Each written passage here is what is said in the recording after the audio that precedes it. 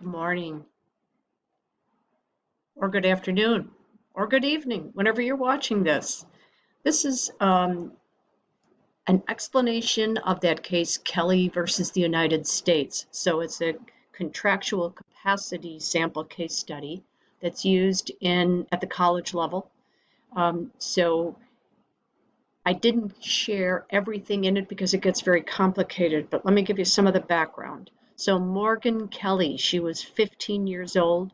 She was enrolled in her high school's Navy Junior Reserve Officer Training Corps. So as part of the program, she went on this training facility, and in order to enter it, she was required to sign a waiver that removed any liability from the Marines if she incurred any kind of an injury. During one of the activities, she actually fell. It was called the Slide for Life. You can see down below these guys are sliding on this rope. There's some netting here, but it looks like it probably doesn't go all the way through the course. And you can see these men, how far up this is, because these two men down here are standing there. So you could see a little bit. She had worked with another person and they had done two courses before this one. This was like their final one. So this was a big challenge. So she did this and she suffered a lot of injuries from this. So September 2nd, 2010, that gives you a time frame of when this took place, her and her parents, Terry and Pamela Kelly, filed a federal tort claim seeking damages in excess of $10 million. They were trying to accuse the United States Marines of total negligence. So a lower court had made a decision to grant part of her claim, but denying part of it. So they let her move on with a portion of what she was stating. In part, the United States stated that Pamela Kelly disaffirmed Morgan's stance because she actually signed the release form. So of course they're denying that there's any liability on their end. So as time goes by, they're filing different scenarios in the court. And in the end of 2013, the United States filed a motion to dismiss the gross negligence claim. Okay, so they just want it removed. So just as a reminder, there's negligence and gross negligence. Gross negligence is a lack of care that demonstrates reckless disregard for the safety or lives of others, which is so great it appears to be a conscious violation of other people's rights to safety. So it goes back and forth with different filings after this, and in 2014, the plaintiff filed back requiring additional discovery regarding the use, allocation, and disposition of monies received from the Navy Junior Reserve Officer Training Corps cadets in exchange for their attendance. Okay, so she's looking for information that she can support one of her claims. So the title of this slide, deadline dates are important, because what happened is she was given an extended time to submit the paperwork that she wanted to use, or her, not just her, but her and her family, and they didn't file by the deadline date, which was June 13th of 2014. So on August 18th, 2014, the court granted the defendant's motion to dismiss their gross negligence claim. So now you're going to take that $10 million claim, and now it gets much more reduced. So the case continues, though, for other settlement. It doesn't completely take the case off the books. So part of this liability waiver that she had to sign says, I further verify that I have full knowledge of the risks associated with attending this event. I expressly, knowingly, and voluntarily assume the risks involved in the planned activities, including transportation to and from the event, and agree to hold the United States harmless for any resulting injuries. Now, this clause, including transportation to and from the event, is a key part in a previous case where there was somebody who was in a similar situation against the United States, and the driver of the car that transported the person blew a red light, and the passenger was injured. So the plot thickens. So below the language on that form, There were lines provided for the signature and the printed name of the minor participant, along with lines for the signature of the parent, and it says on behalf of, and there's a name of the minor that gets put in there. So the mom, Pamela Kelly, she signed on the line, but she signed on behalf of Megan Kelly, or Megan Kelly, who is Morgan's twin sister. So originally, Megan was going to go on the trip. She backed out. Morgan was not going to go on the trip. She decided to go. Okay, sisters, sisters, there could never be two finer sisters. That's an old song, folks, just giving you a little singing. Okay, Megan was going to go. She changed her mind. She chose to do something like a camping trip. Morgan, who was originally not going to go, changed her mind. So Morgan finds the form in her house, puts her name on the form, and hands it in. So the form had Morgan's name, but it ended up with Megan's social security number, and through the court process, they don't know who added that on there, of course. The operations specialist, Frank Acevedo, sent a packet of information to Morgan Kelly's high school, and it gives a listing of all the training activities that they're going to go, and it's also talking about this confidence course that she got injured on. But the parents never saw that information, and they never spoke to him or received any contact with him at all.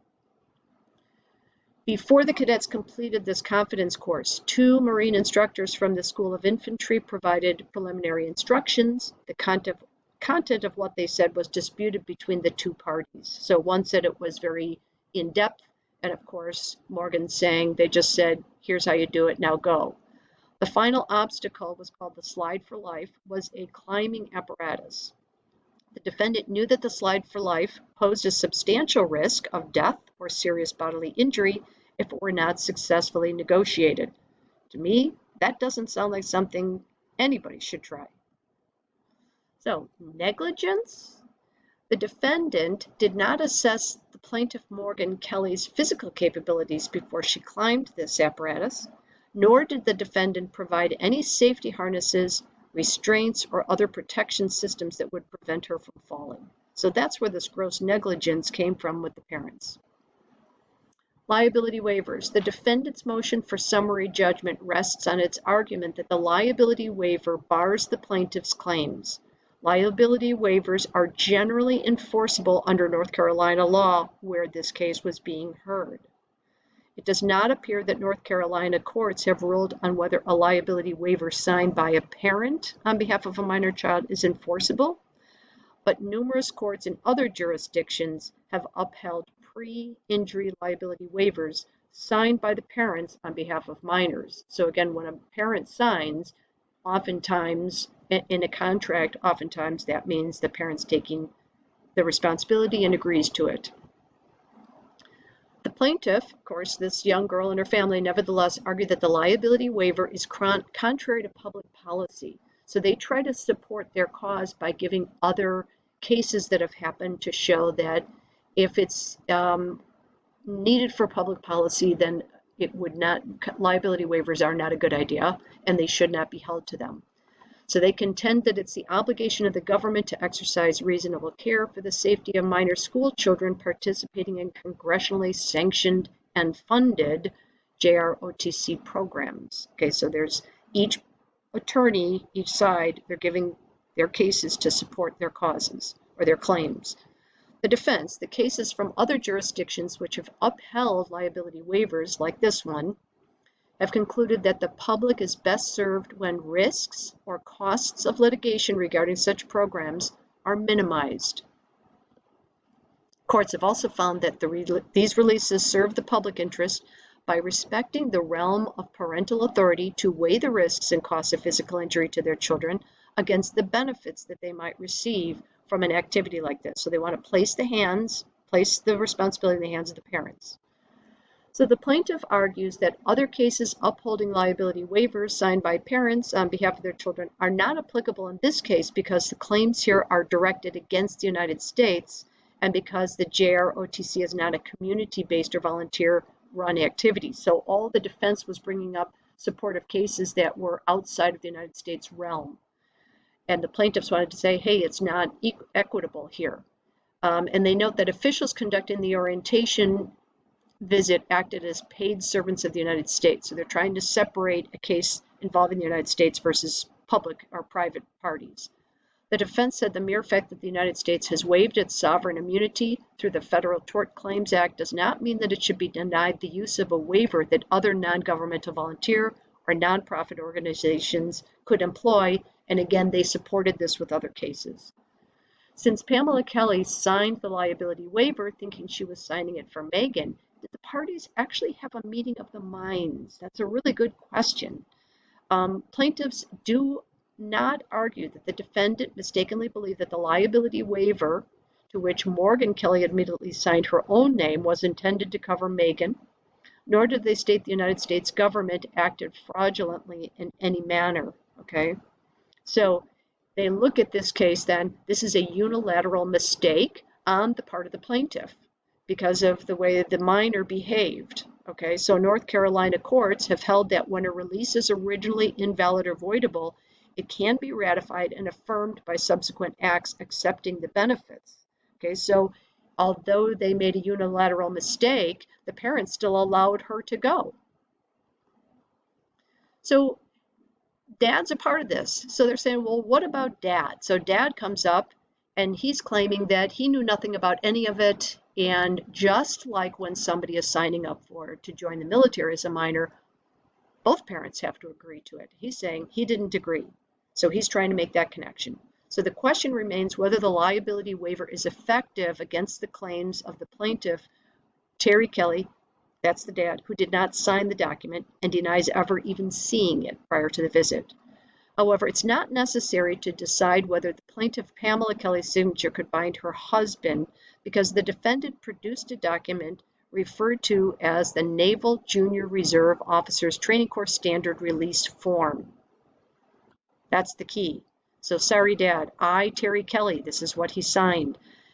Prior to this, being the legal parent guardian of Morgan Kelly, a member of the Naval Junior Reserve Officers Training Corps, in consideration of the continuance of her membership, blah, blah, blah, do hereby release from any and all claims, demands, actions, or causes of action due to death, injury, or illness, the government of the United States and all of its officers. Okay, so even entering into the Naval Reserve Training Corps, he had to sign this form. So even if the release form failed to refer to the orientation visit, he actually signed it at that time. So the conclusion, for the reasons set forth above, the court grants defendant's motion for summary judgment, and this is the judge that signed it. Okay, so the United States Marines won that case. That's the end.